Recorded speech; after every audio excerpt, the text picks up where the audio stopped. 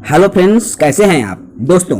मैं छत्तीसगढ़ शिक्षक भर्ती की जो पूरी सिलेबस है कवर कराने वाला हूँ इस वीडियो के माध्यम से।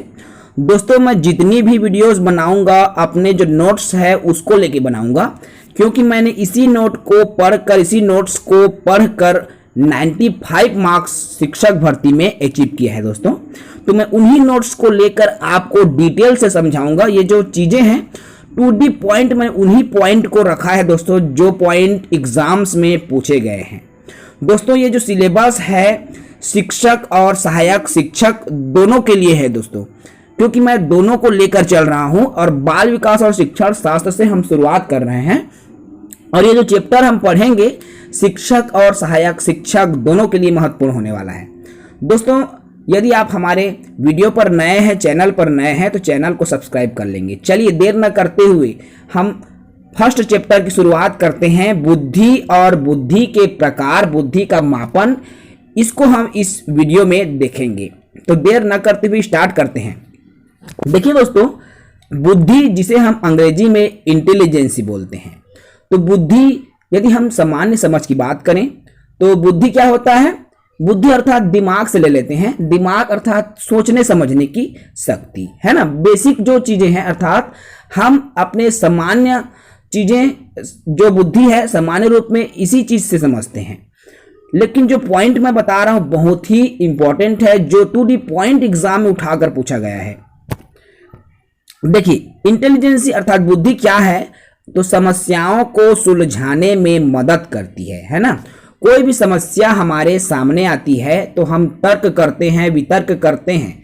तर्क वितर्क बुद्धि का ही एक हिस्सा है दोस्तों। तो तर्क वितर्क करके उस समस्या को समझते हैं, समाधान खोजते हैं। तो बुद्धि क्या है, समस्या को सुलझाने के काम करता है। बुद्धि एक मल्टी डायमेंशनल होती है, अर्थात बहुआयामी। ये पॉइंट है दोस्तों, एग्जाम में पूछा गया है। तो बुद्धि क्या है, बहुआयामी होता है। इस चीज को बिल्कुल याद रखें।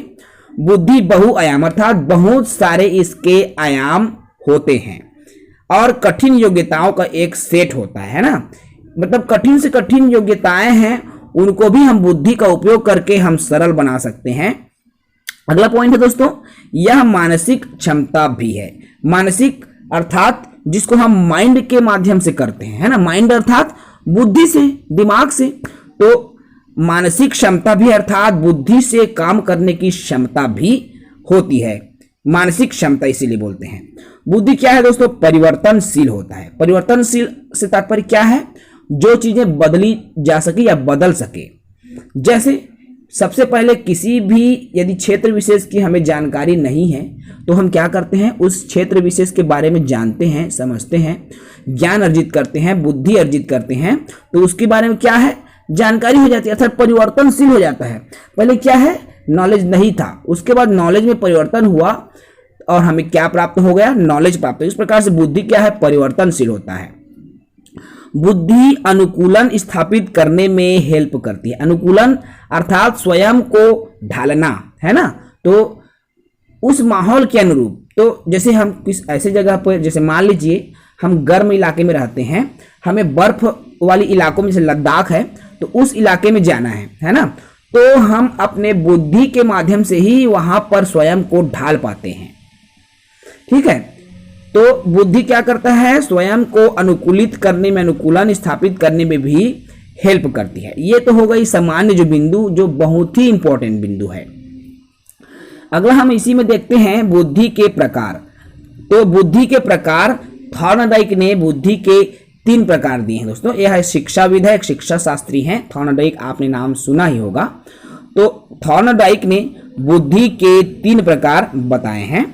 देखिए, इसमें अलग अलग हम प्रकारों की बात करें दोस्तों, तो आपका मूर्त बुद्धि, अमूर्त बुद्धि और सामाजिक बुद्धि, ये जो बुद्धि के 3 प्रकार बताए हैं। तो मूर्त, अमूर्त और सामाजिक बुद्धि, है ना। तो मूर्त बुद्धि की हम बात करें तो देखिए, मूर्त बुद्धि से तात्पर्य जो चीजें मूर्त रूप में हमारे सामने होती है। मूर्त रूप में अर्थात ठोस रूप में। ठोस रूप अर्थात जिसे हम देख सकें, छू सकें, इसी को क्या बोलते हैं, हम मूर्त बोलते हैं। ठोस रूप में अर्थात जिसे हम देख सकते हैं, जिसे हम छू सकते हैं, तो ये चीजें मूर्त कहलाती है। तो मूर्त बुद्धि से तात्पर्य है जो चीजें मूर्त रूप में या ठोस अवस्था में हमारे सामने होती है, मतलब क्या है, प्रत्यक्ष, जिसे हम अपने आंखों से देख सकते हैं। तो प्रत्यक्ष जिस चीजों को हम देखकर कार्य करते हैं मूर्त बुद्धि कहलाता है ना। तो जिस चीजों को हम देखकर छूकर, है ना, आंखों के सामने होती है, प्रत्यक्ष होती है, उसके माध्यम से कोई काम करते हैं, वो क्या कहलाता है, मूर्त बुद्धि, है ना। इसी बुद्धि का उपयोग करके हम कोई भी कार्य सीखते हैं। जैसे मैकेनिक, कारीगर, है ना। एक मैकेनिक है, कार बनाने वाला है, गाड़ी मोटर बनाने वाला है, मान लो दोस्तों। तो क्या करते हैं, वो स्वयं उस चीज को देखेगा, करेगा, है ना, तभी वो सीखता है उस चीज को। कोई भी कारीगर हम ले लें, तो जब तक आप उस काम को स्वयं नहीं करोगे, देखोगे नहीं, तब तक नहीं सीख सकते। यही किस में आता है, आपका मूर्त बुद्धि में आता है। दूसरा पॉइंट है अमूर्त बुद्धि। तो अमूर्त बुद्धि जिसे हम, जो बुद्धि हमें दिखाई नहीं देती, जो भावनाओं और विचारों से संबंधित होती है ना। तो अमूर्त, देखिए अमूर्त मतलब जो ठोस अवस्था में नहीं होता, अर्थात जो चीजें हमें दिखाई नहीं देती, वो क्या है, आपका अमूर्त है ना। तो जो चीजें हमें दिखाई नहीं देती, जैसे हम क्या करते हैं, सिर्फ विचार से, फील से, अर्थात भावनाओं से, विचारों से हम उस चीज के बारे में जानते हैं, समझते हैं, तो ये क्या है, आपका अमूर्त बुद्धि कहलाता है दोस्तों। जैसे हमने कभी दिल्ली को नहीं देखा, लेकिन हम उसके बारे में सोचते हैं, है ना, तो ये भी अमूर्त बुद्धि के अंतर्गत आता है। यह एग्जाम्पल है कवि, डॉक्टर, चित्रकार। जैसे एक कवि है ना, कवि किसी भी चीज को देखा तो नहीं होता, लेकिन उसके बारे में वो लिख सकता है ना। वो अपनी बुद्धि का उपयोग करके उसके बारे में रचनाएं लिख लेता है। ये क्या है, आपका अमूर्त बुद्धि। जैसे डॉक्टर, एक चित्रकार की हम बात ले लें, तो एक पेंटर जो है किसी भी चीज को, कहना चाहिए, आंख बंद करके उसके बारे में सोच के, इमेजिन करके उस वैसा ही चित्र वो निर्मित कर देता है। तो क्या है, आपका अमूर्त। जो चीजें हमारे सामने ना हो ठोस रूप में, उस चीज के बारे में हमें जानकारी हो जाए, है ना।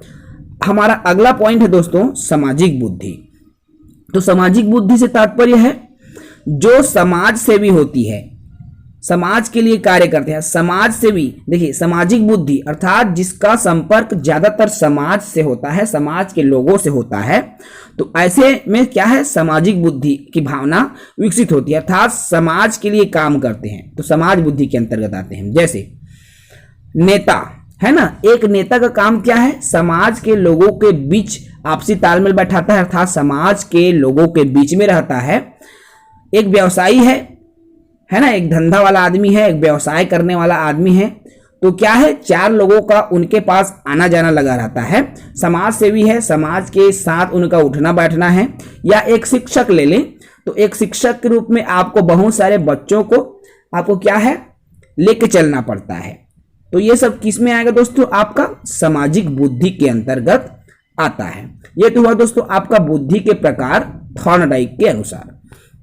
अगला हम इसमें देखेंगे बुद्धि का मापन, है ना। तो बुद्धि का मापन कैसे करेंगे, देखिए 1916 ईस्वी में टर्मन के द्वारा बुद्धि लब्धि का संशोधित रूप दिया गया था, है ना।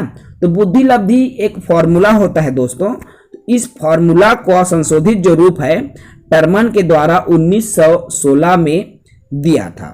सबसे पहले इसको किसने दिया, साइमन विने ने बुद्धि परीक्षण, है ना, साइमन विने ने बुद्धि परीक्षण किया। फिर उसका संशोधित रूप किसने दिया था दोस्तों, आपका 1916 में टर्मन ने इसका जो संशोधित रूप है दिया। और संशोधित रूप देकर उन्होंने एक सूत्र रखा कि बुद्धि लब्धि बराबर मानसिक आयु बटा वास्तविक आयु गुणा 100।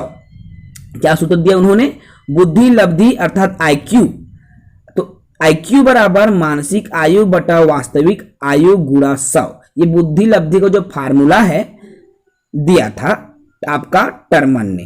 क्लियर है। अब दोस्तों इसी फार्मूला पर आधारित प्रश्न भी आता है कि इस बच्चे का मानसिक आयु 20 वर्ष है, वास्तविक आयु 25 वर्ष है, तो उसके जो मान है उसको निकालने से संबंधित, तो इसी सूत्र में मान रख के आप क्या है उसका जो उत्तर है निकाल सकते हैं। क्लियर है? बुद्धि लब्धि उसका कितना होगा निकाल सकते हैं। अब बुद्धि लब्धि और उनके जो स्थिति टर्मन ने क्या बताया था, देखिए ये बहुत ही इंपॉर्टेंट है दोस्तों, इसमें से क्वेश्चन 100% आते ही हैं। तो इसको जो IQ है अर्थात बुद्धि लब्धि और उनकी जो स्थिति क्या होती है, जैसे यदि बालक की जो बुद्धि लब्धि है 0 से 25 होगा तो जड़ बुद्धि बालक कहलाता है ना, अर्थात बहुत कम बुद्धि। ये बालक जो है स्वयं अपना काम नहीं कर सकते, सभी काम के लिए दूसरे अर्थात अपने से बड़े अपने पालक पर जैसे माता पिता उस पर निर्भर रहते हैं। 0 से 25 जिनकी बुद्धि लब्धि होती है वो जड़ बुद्धि वाले बालक कहलाते हैं।